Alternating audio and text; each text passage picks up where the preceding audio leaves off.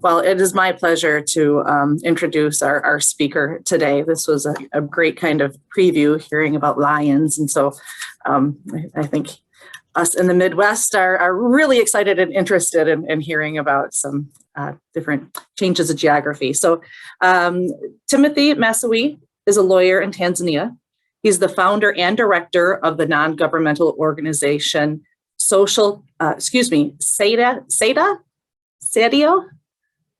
Saidia, Agriculture and Social Care Organization, SASCO. They run the program Education for Tanzania. He is a charter member of the Rotary Club of Hai-Kilimanjaro, Tanzania, and a past president of the club. He currently serves as an assistant governor in the Rotary District 9211, which combines Uganda and Tanzania. Welcome, Timothy. The floor is yours.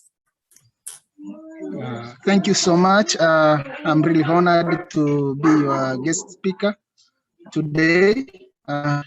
It's night here in my time, so I will going to share my screen. So I will be speaking about empowering vulnerable children through education, because this is the project we have been doing for more than 10 years, and we have seen so much success with this program. Why I decided to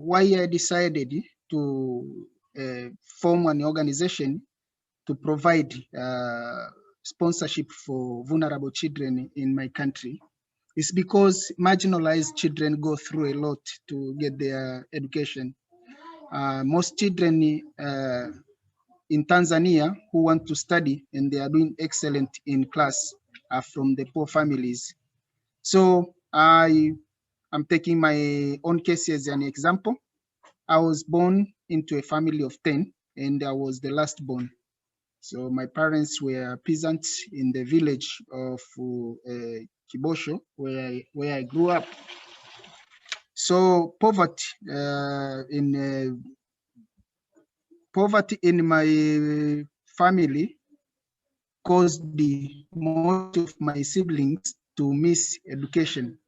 I and my older sister are the only ones who graduated from university. And my parents sold a tree which was in our backyard for me to get an admission letter to join secondary school. So I was allowed to continue with class by the mercy of the headmistress because I was doing well. Upon graduation, I got a government scholarship to study in Great Britain.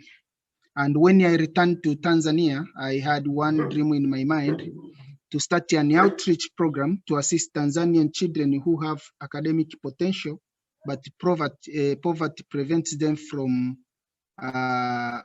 reaching their goal. So I established an organization named Saidia Agriculture and Social Care Organization, SASCO. I approached friends both inside and outside the country for assistance. And initially we got some few sponsors. So to date, we have over 200 children who have been sponsored through SASCO. And some of these have graduated university and they are working. They are employed, and others have become Rotarians, so they are giving back to the community in Tanzania. So these are the success we have seen in our program, and they are their names and a few photos of those stories. So this is our certificate of registration because we are a legal entity in Tanzania. And in our program, there is no administration fee needed. So most of our workers, I would say, are volunteers, and most of them are Rotarians. And so we don't have any CEO who are getting salary in our organization. And this makes 100% of donation goes to the needy students for school fees and school supplies. So sponsors are allowed to visit their sponsor children and the schools they are attending for building the relationship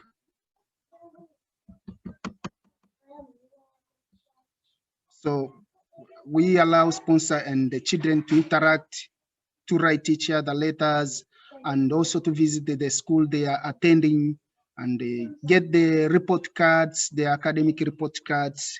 And when they visit Tanzania, they can communicate with the school administration and talk to the children. So this grows the relationship between a sponsor and the sponsor child. For instance, this is one of our sponsors, as in Doyle, Debbie. Debbie is the one of Governor 6400, which combines Windsor and Michigan.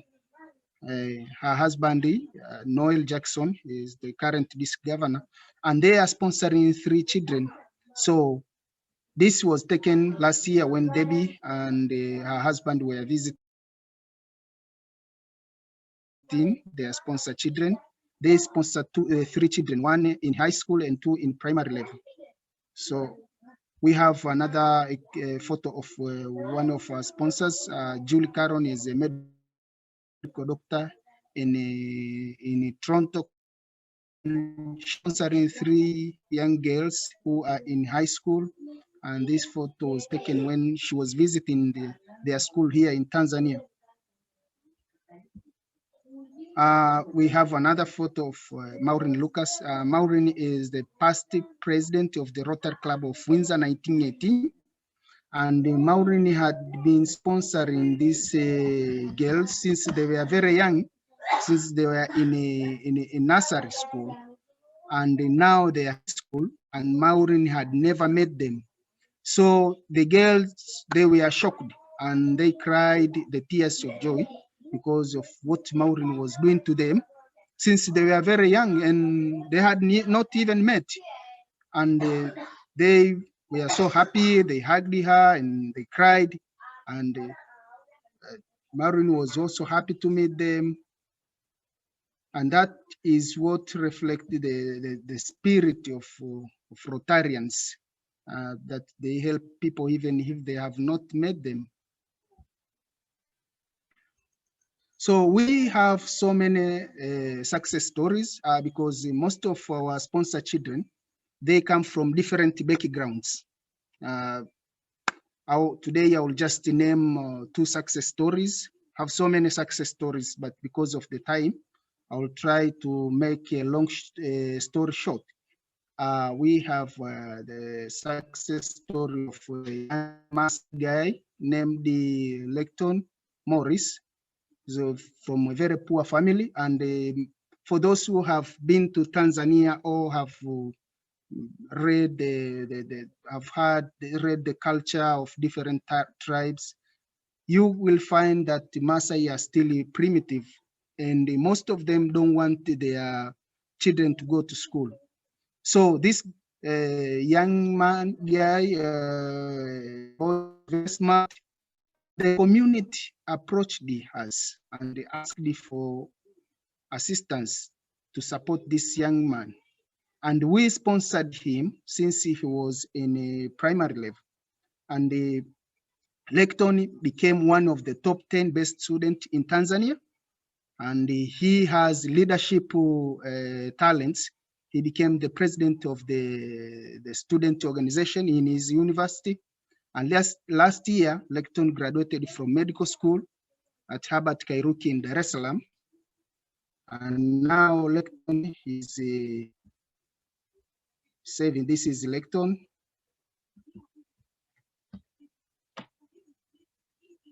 And this is his family. You can see his sibling, his mom, and at the back you can see their house. But now this is Lecton, and he's now working as a doctor. He reached his goal of becoming a medical doctor last year. He graduated and he's currently working at the Muhimbili Hospital in Dar es Salaam. So had it not been for our program, Lecton will be just like a street boy today. So we are proud of this success, and we share the story about him, and people are inspired. And now Lecton has become a Rotarian, and he's giving back to the community through Rotary. For instance, this year he has organized the VTT vocational training team through our club. We have applied a global grant, and that he and the team from North America will be teaching the midwives in Tanzania.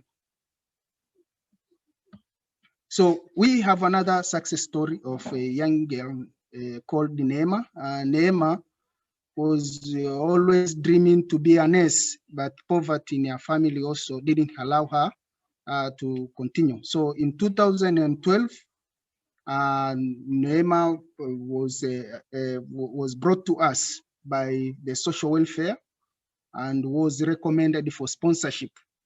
And then we tried to find a sponsor in 2012, and the sponsor was found, and Neema was able to attend a nursing school. And right now, Neema is working as a nurse at the KSMC hospital, and she's now able to provide for herself and provide for her family that also depends on her. And Neema, we are very blessed to have some good Rotarians who are involved in our program. And Neema was being sponsored by Jennifer Jones. I think most of you know Jennifer, and Jennifer is proud that Neema completed their studies and now she's working. So maybe I will share a short story of how I became a Rotarian. In 2015, I visited Canada for the first time to meet some of the sponsors of the students in our program. And I was inspired to find that majority of sponsors were Rotarians. So I didn't know what Rotary was. And this was my first time to be greeted by Rotarians. And everybody I met who was sponsoring a child in our program, they told me that they are a Rotarian. And this inspired me to join Rotary. So when I came back to Tanzania, I had to find a local club around, and then I go to the Rotary Club of Moshi, where I attended for 6 months. And in 2015, I reached out to my friends and colleagues and talked about Rotary. And we organized ourselves to form the Rotary Club in our area, because in our area, there's no Rotary Club. So this is when I became a Paul Harris in 2000. And in 2017, we managed to charter our own club in my area. So this was the charter day. So one of the first projects we did after charter, we built a toilet, because most of our club projects focus on education and health, because these are the biggest problems, the main issue in our area. So we organized ourselves, and we said we want to do something like a legacy project that will be remembered, to make a history in our area. There was a local school, public school in our area, which did not have a toilet, and the government had ordered this school to shut down because they were afraid there could be an outbreak of disease. So we talked to some of our friends in New Zealand, and then we raised some money as our club locally, and we built the toilet. So this was a project that identified the Rotary in our area. And another project that we were also able to do in the village, you see these are the classrooms. The walls are man funds, and we built new classrooms and new toilets.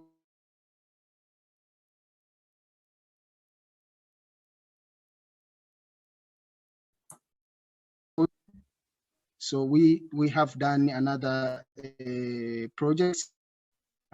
These are the children. The primary nursery, public school in our area. You see the building, how the building look like. So when those sponsor of children who are Rotarians visit, they are also able to go around and see the some of the schools. So we took them to these schools, and they were interested, and they raised some funds, and our club also some money, and then we renovated the classrooms. So now the children, they have a very good place to stay. They are happy, and this was the toilet they were using.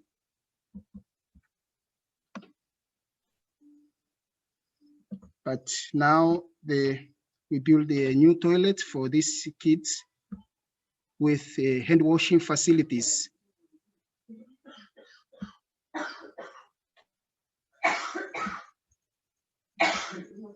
So the community is very happy with our program.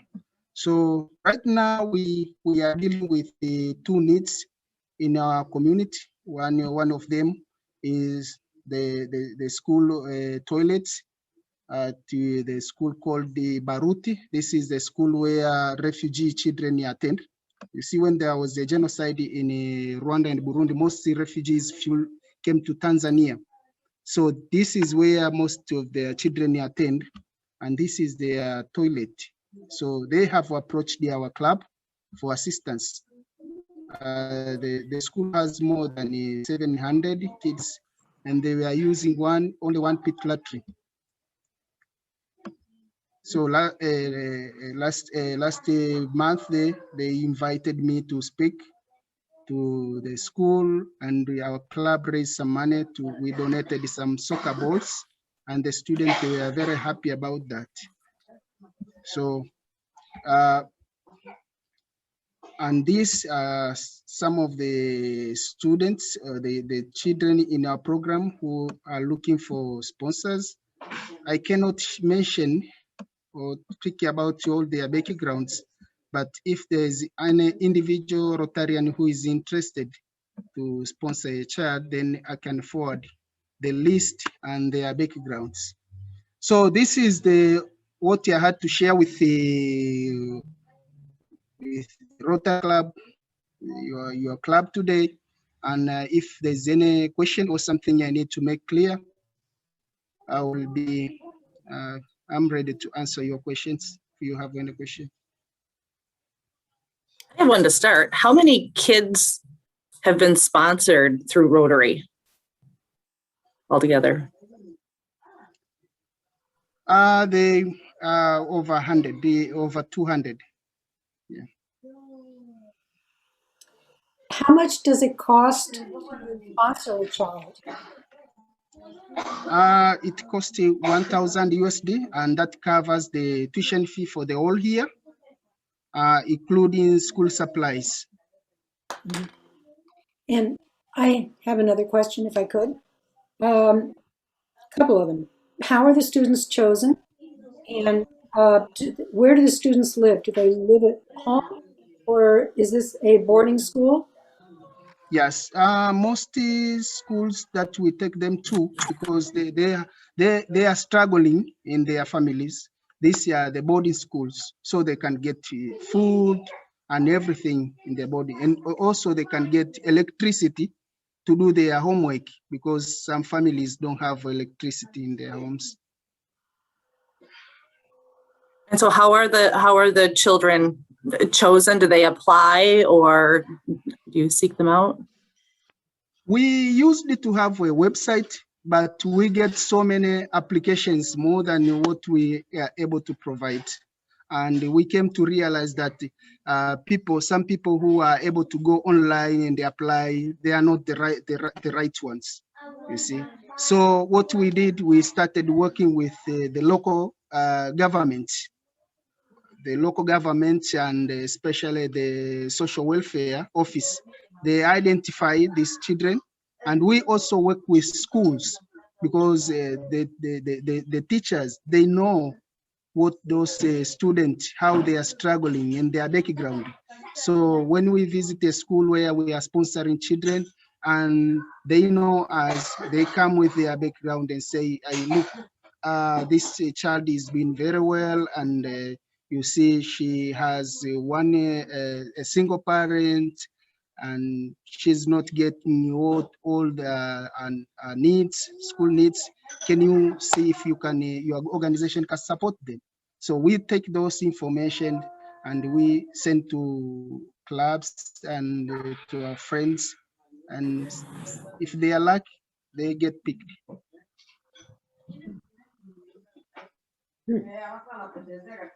Is there I got another question. Is there an equal number of girls and boys, or is it more of one than the other?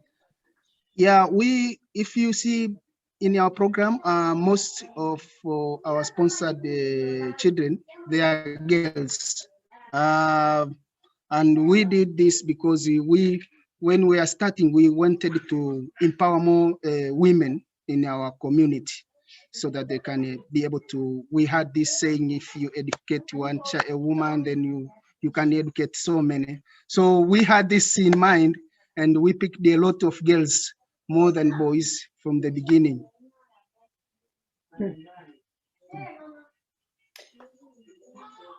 Is there a particular field that these students like to go in for work? Doctor and a nurse? The most students, they want to be doctors. If you ask a lot of our students, they say we want to be a doctor, and most of them have graduated. They have gone to medical schools, and they are now doctors and nurses. What percentage of the students actually graduate and go on to high school or to college? A majority, I would say, maybe 90% of our students have graduate high school here. Wow. Are you seeing a big increase in the amount of student need because of the huge drop in tourism in your country? Sorry, repeat again. There's a huge drop in tourism because of COVID, right? You don't have people coming from other countries to go on safaris like I did. Are you seeing a big increase in student need because the economy is hurt? Yeah, we have so many student needs every day, and also the tourism is not very good because of COVID. Yeah, right. A lot of. Yeah, I'm wondering, have you guys been able to stay healthy and COVID free, or how has COVID impacted the teachers and students at your school? We were working with the government. I would say the government has not been, the previous government was not very good, didn't take a very good measure against COVID. And we had a very weird president and who said there's no COVID and this is just a white man propaganda and so forth. So he died. He died a few days ago, and now a woman has taken the role. We have now a woman who is the president, and she's now doing very well, and she's taking the measures because the former administration didn't want even the citizens to wear mask.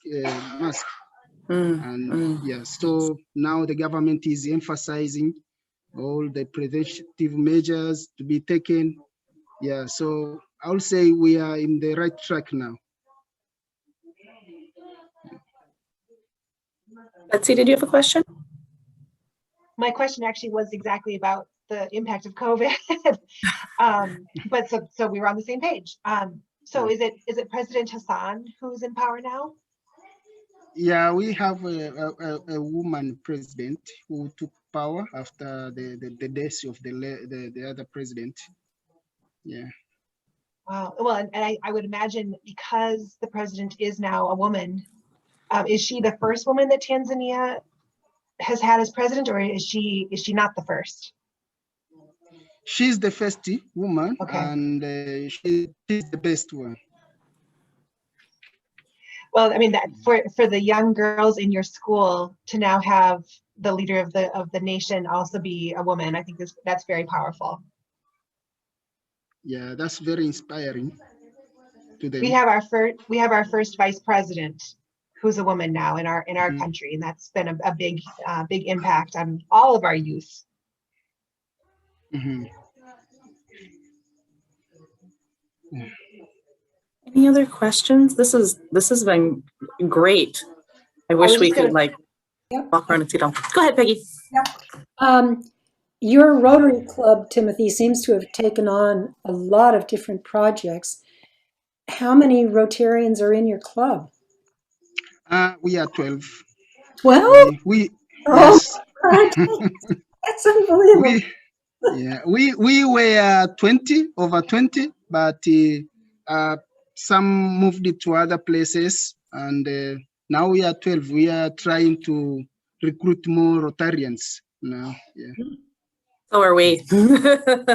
Recruitment's always happening. Yeah. I was just going to mention that I believe Peggy and I both will be revisiting with Timothy and some of the scholars at his school in early June. So we're looking forward to that conversation, talking about women in leadership positions and hopefully offering some inspiration. That's great. Betsy. That's my job. But we're very much looking forward to that. That'll be great, and be great to see all of the kids' faces too. It'll be earlier in the day. They are looking forward to that. It'll be earlier in the day for you. They are looking forward to that. Yeah. How old, Yeah. how old are the students? What grade level is this? Mostly they are 13, 14, 15, 16, 17. Yeah. Teenagers. Teenagers, yeah. Yes, teenagers. Yeah. Oh boy.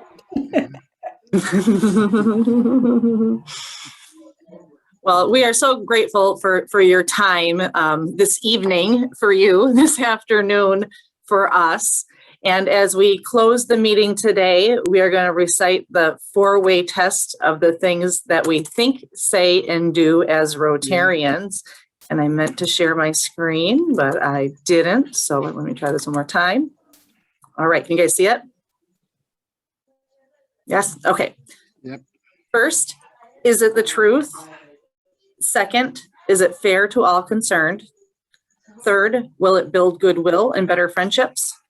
Fourth, will it be beneficial to all concerned? Thank you, everybody. Lovely to see you. Enjoy the day. Thanks, Timothy. Thanks, Thank you, everyone. Timothy. Thank you, Timothy. Thank you. Thank you. Thank you. Bye.